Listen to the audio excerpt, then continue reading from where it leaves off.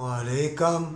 आखिरी पैगंबर हज़रत मोहम्मद सल्लल्लाहु अलैहि वसल्लम ने दो उंगलियां खड़ी की कि इतना ही फ़र्क है क़यामत का।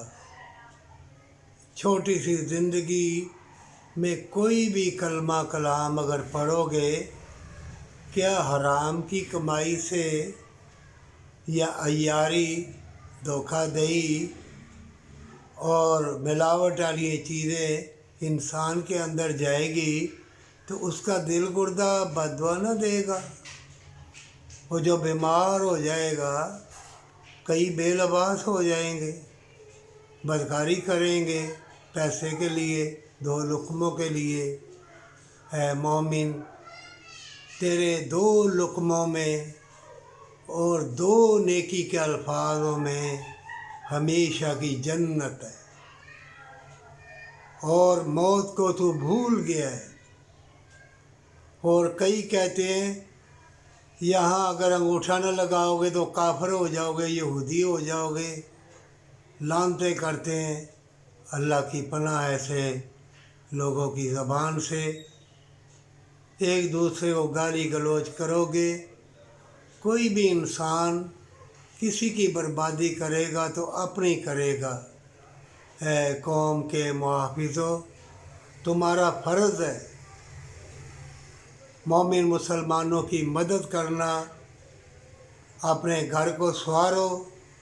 हर चीज़ ज़मीन के नीचे है, क्या कुछ नहीं ज़मीन में। तुम बाईमान हो, आखिरी पैगंबर सल्लल्लाहु अलैहि वसल्लम के उम्मती हो, क्या नहीं है ज़मीन के नीचे, सब तुम्हारे लिए।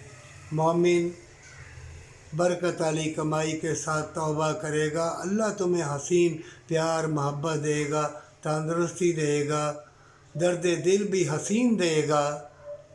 हर चीज़ तुम्हारी मती हो जाएगी, और बरकत वाली कमाई से कलमा कलाम पढ़ के फूंक मारेगा, शफा होगी।